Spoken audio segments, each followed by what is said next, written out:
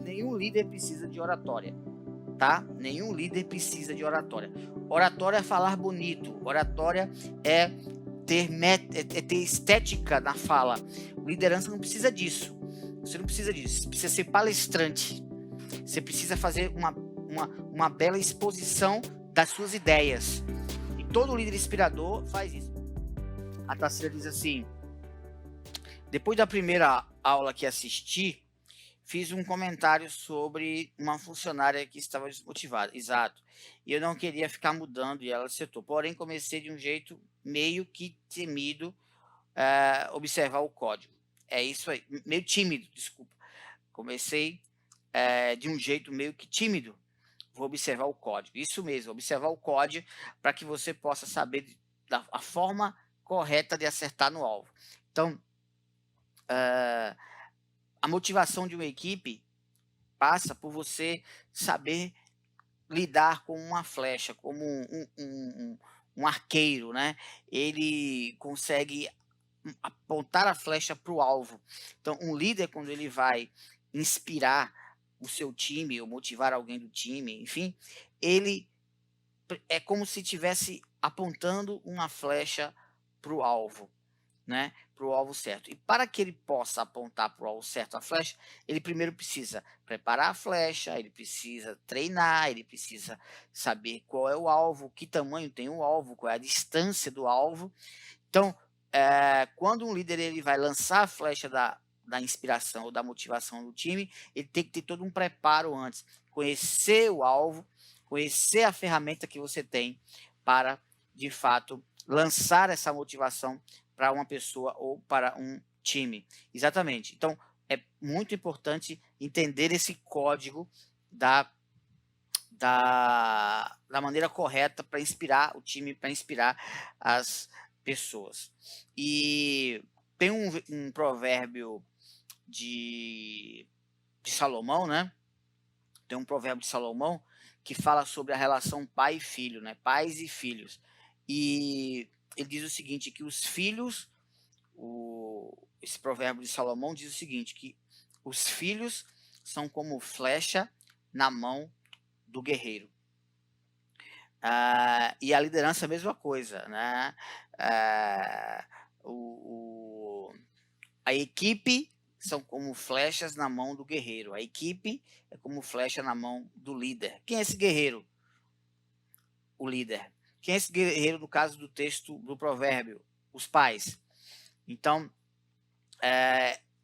os pais, eles acionam uma flecha, a flecha é o filho, e lançam em direção a um alvo. O líder, ele é um guerreiro que pega as flechas, as ferramentas, os métodos, o método, e lança a equipe, que é a flecha. Na verdade, a flecha é a equipe, né? E lança em direção ao alvo. Então, para você ser um líder que sabe direcionar a sua equipe para o alvo correto, seja de motivar, seja de fazer as coisas do jeito certo, seja de treinar, seja de parar de procrastinar, seja de ter alta performance. Então, é preciso lançar, né, ao alvo correto. Tá bom? Show de bola? Tem mais aqui? Fala mais um pouco sobre as características de um líder centralizador. Bacana, legal. O líder centralizador, ele tem algo muito interessante. Ele executa primeiro, o que estimula um líder a ser centralizador? Dois sentimentos. Primeiro é o medo, né? O medo de o outro, né, executar da maneira errada e gerar consequências. O medo de perder status, perder o cargo. E aí vai para o segundo motivo, que é a vaidade. Então, ou ele centraliza porque ele é medroso, ou ele centraliza pela vaidade. E aí a vaidade faz o quê? A vaidade faz ele desejar ter o seu status, poder, né? a sua imponência. Então, esse desejo de ser poderoso no líder é o status. E aí, para defender esse status com unhas e dentes, ele age, ele centraliza porque ele não quer perder, entre aspas, esse poder. E ele centraliza também porque ele é medroso. Ou ele é medroso porque tem dificuldades técnicas, ele não tem tanta habilidade técnica no que a equipe faz, no que a equipe executa, e ele pode ser medroso também porque ele tem medo que a equipe erre, né? Medo que a equipe erre. E aí esse erro gerar consequências negativas para ele. Então, ou é medo ou é vaidade que torna eu e você mais centralizador. Então, sempre que eu estiver observando que eu estou sendo mais centralizador, eu preciso observar, eu estou sendo medroso ou eu estou sendo vaidoso, tá? Então, trazer esse estado à consciência ajuda muito, porque muitos líderes são centralizadores porque eles não têm a consciência do que produz ele ser centralizador. Ele nem sabe que ele não sabe, né? Então, ele não sabe aquilo que ele não sabe. Quando ele souber aquilo que ele não sabe, ele começa a se esforçar para aprender aquilo que ele não sabe. Olha só, interessante isso, né? Então, essa consciência daquilo que você não sabe é fundamental. Então, quando eu tenho um comportamento centralizador, eu tenho que trazer a consciência que eu sou centralizador e por que eu e descobrir, que é o que eu não sei, por que eu sou centralizador. E aí, uma vez isso respondido, ele começa a entender como fazer para deixar de ser centralizador. E todo líder inspirador, ele tem essa consciência do que ele não sabe. Todo líder inspirador, ele tem diante dele as suas próprias falhas. Ele não passa pano para as suas ele não passa pano para as suas dificuldades, né? Ele investe em si mesmo, entendendo de como é que funciona a sua mente, a sua estrutura, o seu comportamento. Ok? Legal. Como agir quando temos um líder que sempre enaltece um funcionário, colocando ele em destaque nas reuniões? Às vezes sinto um certo desconforto. Como lidar com isso? Bem, se você. Vamos lá. Bem, se você é o líder que enaltece o funcionário, colocando ele em destaque nas reuniões, né? A gente tem que falar com ele, com você. Mas se é um líder, um outro líder que, veja, depende se essa pessoa é você que enaltece esse funcionário. Depende se esse líder é um líder igual a você no mesmo patamar, no mesmo staff, tá? Ou se é um líder que está acima de você, tá? Então é muito importante entender isso, porque tá bom, você não é esse líder. Então, se você não é essa pessoa, então ou ele é o outro que tem o mesmo cargo de liderança seu, ou está acima na hierarquia de você, está no staff acima, vamos dizer assim, tá? Então, considerando que não seja você, seja um líder igual a você, você pode conversar alinhadamente no mesmo patamar com ele, passando as suas impressões. Mas não de cara você chegar e apontar como se isso fosse um erro ou como se isso fosse uma falha. Porque é importante saber qual o propósito, qual a razão, né? Que faz esse líder que é do mesmo nível seu fazer isso. Qual é a razão? Se for uma razão que ele enxerga como lógica, né, você tem que entender, isso prejudica ou isso ajuda todo mundo? Né? Se isso prejudica todo mundo, então, como ele está no mesmo nível seu, você pode levar uma conversa muito mais clara com ele. Agora, se prejudica, aliás, se ajuda, ok. Se prejudica, complicou. Porque você vai ter que ter uma conversa clara e você vai ter que, de fato, entender, né, dele, o que despertou nele esse desejo de subir esse funcionário. Qual foi o interesse de estar enaltecendo esse colaborador? Se é a pessoa que está acima de você, a sua líder, você precisa, então, entender o que que essa pessoa faz para esse líder que está acima de você enaltecer ela, tá entendendo? E não ficar assim, isso me incomoda. Por quê? Porque o mais importante de saber que isso te incomoda, o mais importante do que saber que isso te incomoda, é saber o que que faz essa pessoa chamar tanta atenção do seu líder que está acima de você, para que ele enalteça tanto essa pessoa. Qual é o código que essa pessoa produz? É fazer a leitura, é a leitura do código de barras, né? Então, uma coisa que eu falo é justamente, se a pessoa que está acima de você enaltece alguém, primeira coisa, não ficar criticando, não ficar, você de fato entender qual é o jogo dessa pessoa que está sendo enaltecida. Qual é o jogo dela? O que, que ela está fazendo? Se ela faz algo que você não concorda e a outra está favorecendo a essa, você já entendeu que o que atrai a sua líder é esse jogo. Então, a sacada é fazer a leitura do código de barras da pessoa que está sendo enaltecida. É tirar o olho do líder que está enaltecendo e voltar o olhar para o funcionário que está sendo enaltecido. Para você começar a mapear, fazer o que eu chamo de leitura do código de barras. É você fazer a leitura de como é que está a dinâmica de quem está sendo enaltecido. O que, que ele está falando para ser enaltecido? O que, que ele está fazendo para ser enaltecido? E você vê se isso é interessante para o seu jogo ou não, tá? Então é muito interessante esse detalhe. Se tem alguém que está sendo enaltecido e quem enaltece é um líder que está acima de você, não fique preocupado com o líder, fique analisando a pessoa que está sendo enaltecida para entender qual é o jogo dela. Tá? Quais são as regras que ela está jogando para conseguir isso? Isso é mais importante. Legal? Show de bola? Por isso que é muito importante, gente, cada vez mais essa habilidade de fazer leituras de gente, né? De código de barras das pessoas. Tá certo? É muito importante. O terceiro passo infalível, né? O terceiro passo infalível tem a ver com essas habilidades, né? E tudo mais. Então, de fato, habilidades é diferente de influência, que é diferente de comportamento, tá?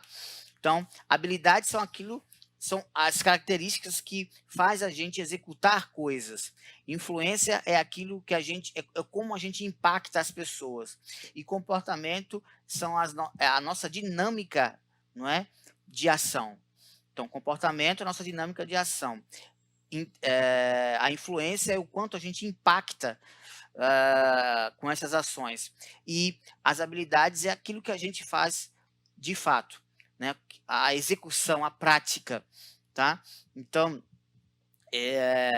diferenciar essas características é bem interessante, tá? Tem líder que tem muitas habilidades, mas tem pouca influência. Tem líder que tem muita influência, pouca habilidade. Tem líder que tem um excelente comportamento, pouca influência, muita habilidade. Então, é um jogo. O que você precisa buscar como líder inspirador é, claro, desenvolver suas habilidades, entender influência e comportamento. Agora, em termos de habilidades, você tem as habilidades comportamentais e as habilidades técnicas. Então, eu detalho um pouco sobre essa diferença de habilidades e extrair essas habilidades. Como é que você extrai essas habilidades? Tanto suas quanto da sua equipe. Essa extração de habilidades, né? É um dos passos infalíveis. E isso é um conjunto. São coisas que vão se entrelaçando, tá certo? Agora, o que eu digo para você? Uma vez que você entendeu as falhas, os erros, não é? As 5 principais armadilhas, e você sabe agora quais são os passos fundamentais da liderança inspiradora, agora é a hora de você aprender o mapa, a trajetória, o GPS, né? Que caminho seguir? Qual é o passo a passo para chegar lá, na liderança inspiradora? Então, já que você entendeu esse cenário, e é justamente amanhã, na aula 3, que eu vou trazer para você esse mapa, esse GPS, esse passo a passo rumo à liderança inspiradora. Porque agora você já tem muito mais consciência dos seus erros, agora você tem muito mais consciência do que você precisa fazer e da oportunidade que você tem para crescer como líder, tá? Você com a aula 1 e a aula 2, você entendeu a grande oportunidade que você tem para fazer a diferença. Por quê? Porque as pessoas não estão conscientes disso, né? A grande maioria das pessoas estão só preocupadas em trabalhar, em bater cartão, em cumprir horário, no corre-corre, na pressão. Elas não estão preocupadas em entender aquilo que elas estão fazendo ou entender aquilo que elas não estão fazendo. Então, isso você já tem, tá? Com a aula 1 e com a aula 2. Aí agora eu vou colocar você para um outro patamar, né? Vou colocar você para um patamar onde você vai encontrar as paradas pelo meio do caminho. Quais são as paradas que você tem que, as escalas, as conexões dessa viagem rumo à liderança inspiradora? Qual é a parada, uma por uma, não é, da estrada certa? Porque existe o caminho certo e as paradas certas que você tem que cumprir. Ninguém chega em São Paulo sem passar por paradas estratégicas. Ninguém chega no Nordeste, no Norte, em qualquer lugar, numa viagem, se você não tiver o plano de que parada, por onde eu vou passar, né? A Rosemara colocou aqui, como lidar com o liderado que você percebe o dia a dia que ele joga a bola nas costas? Como lidar com o liderado que você percebe no dia a dia que ele joga a bola nas costas? Isso é mais comum do que você imagina, Rosemar. E não é só ele não, tá? Tem mais gente, tá? Não é só esse, não é só um específico, não. Ou alguém joga a bola nas costas para te atrapalhar, ou alguém joga a bola nas costas para te fazer crescer. Mas deixa eu falar para você, isso é a menor preocupação que você tem que ter, tá? Você não deve se preocupar com alguém da sua equipe que, por exemplo, coloca a bola nas costas, que de repente fala de você, ou que de repente te calunia, ou te prejudica, ou quer tomar seu cargo. Alguns líderes dizem assim, né? Ah, eu tenho um liderado que ele quer tomar o meu cargo, que ele quer tomar a minha função. Essa é a menor preocupação que você tem que ter, tá? Se ele fala pelas costas ou coloca a bola nas costas, isso pouco importa. Por quê? Porque o seu foco tem que ser no todo, no todo. Agora, se de fato, vamos lá. Se uma pessoa te incomoda, não é exatamente porque essa pessoa ela te coloca a bola nas costas, vamos dizer assim. Provavelmente ela te incomoda por outro motivo que está aí, ó. Porque o que eu sempre digo é o seguinte: a liderança não é uma maçã.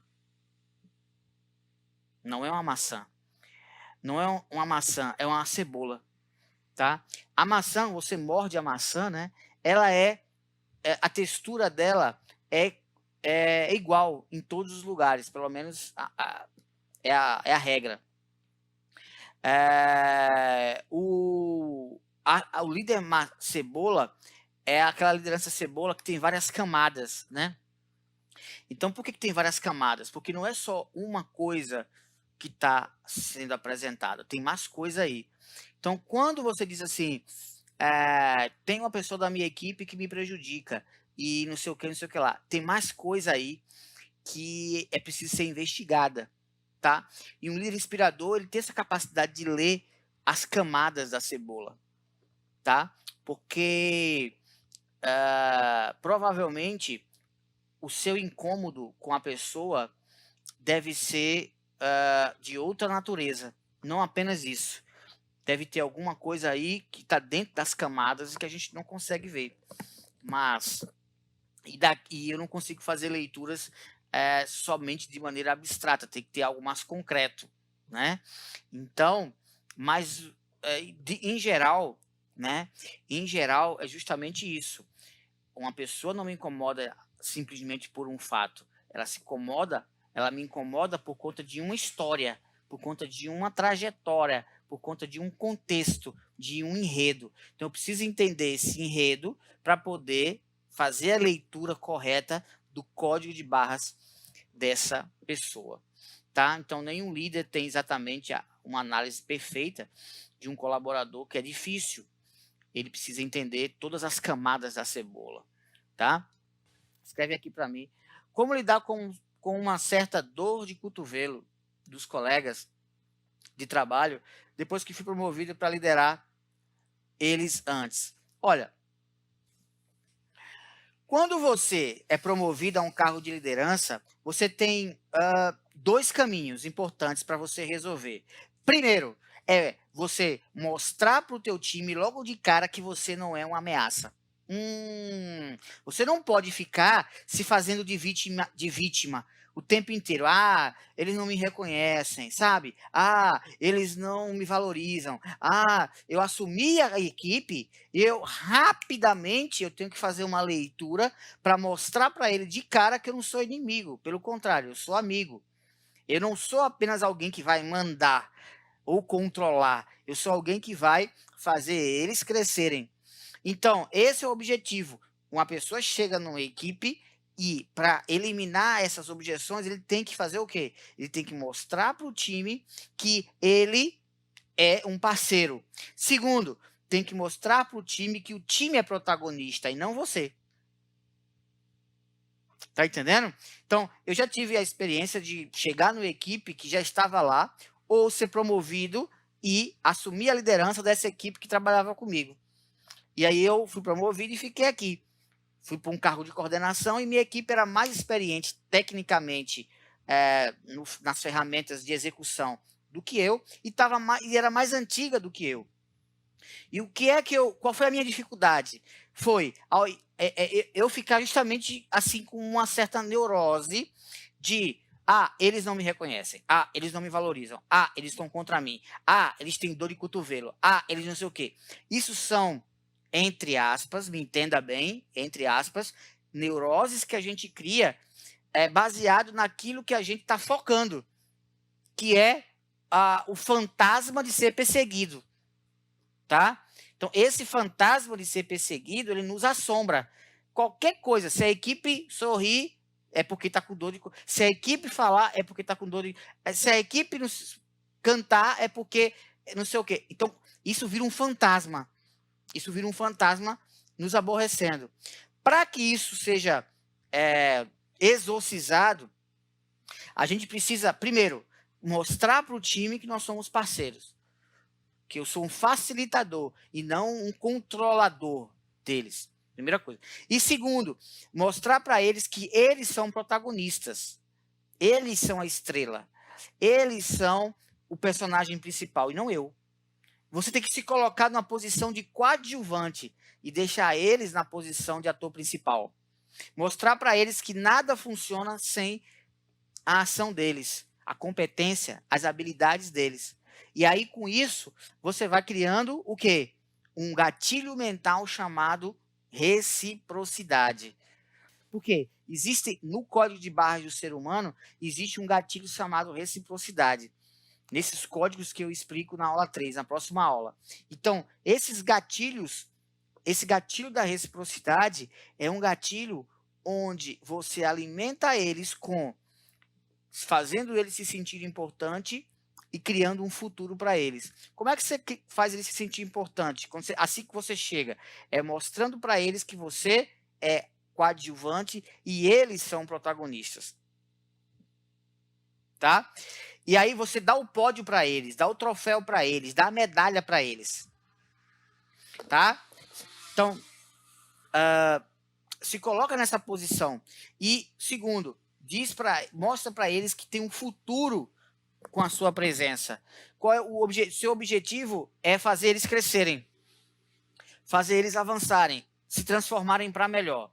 Ninguém resiste a um líder que coloca a equipe como protagonista. Nenhuma equipe resiste a um líder que coloca ela no pódio e dá a ela uma visão de futuro. Então, para eliminar esse seu fantasma, você tem que descer do pedestal e deixar a equipe subir.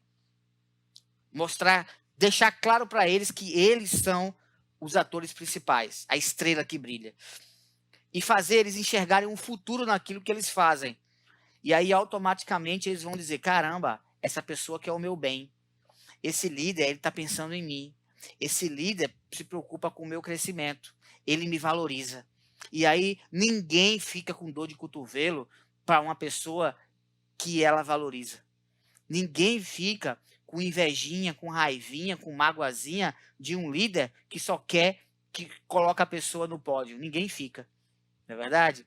Então, é esse o caminho para um líder que chega recém-chegado num time, onde esse time era antes igual a você, e você agora é promovido, e você, enfim, ou você chegou numa equipe mais experiente e tudo mais, mais vaidosa, é colocar ele no pedestal, fazer ele se sentir importante e criar um futuro. Maravilha? Mas, Rodrigo, Tarsila, como posso melhorar minha oratória? Esquece de oratória, você não precisa de oratória. Nenhum líder precisa de oratória. Tá? Nenhum líder precisa de oratória. Oratória é falar bonito. Oratória é ter estética na fala. Liderança não precisa disso. Você não precisa disso. Você precisa ser palestrante. Você precisa fazer uma bela exposição das suas ideias. E todo líder inspirador faz isso. E eu vou falar sobre isso amanhã também, quando eu falo de comunicação inspiradora. E eu vou falar sobre essa questão, né? Então, nenhum líder precisa. Joga fora a oratória. Não precisa falar bem, não precisa falar bonito. Você só precisa falar a coisa certa, no time certo, no jeito certo, com a sua característica, com a sua verdade, com a sua autenticidade. Mas um líder inspirador, ele não precisa estudar oratória. Ele precisa de levar as pessoas a tomarem decisões, ação. Então, é o que eu chamo de ser um líder palestrante, profissional. Não é ser um líder orador. Joga fora. Você precisa ser um líder palestrante. O que é a diferença entre um líder palestrante e um líder de oratória? É que um líder de oratória, ele quer falar bonito, quer falar bem. E um líder palestrante, ele fala de um jeito que os preguiçosos, quando ele termina de falar, os preguiçosos se levantam da cadeira. Um líder palestrante, quando ele inspirador, quando ele fala, os procrastinadores começam a tomar iniciativa. Quando um líder palestrante inspirador fala, a rosa desabrocha, tá? O sol é como um sol. O líder, ele é como um sol, que quando ele aparece, ele ilumina, as nuvens já saem do lugar, se espalham, a terra já começa a aquecer, os pássaros já começam a cantar, o galo canta, a rosa desabrocha. Por quê? Porque o sol tem a missão de produzir ação, de produzir movimento. O líder é como um sol. Quando ele chega, ele produz movimento. Ele não precisa de oratória para isso. Ele precisa de falar de um jeito que as pessoas tomem uma decisão, tomem uma ação. Comunicação inspiradora. Tá bom? Um grande abraço. Até mais.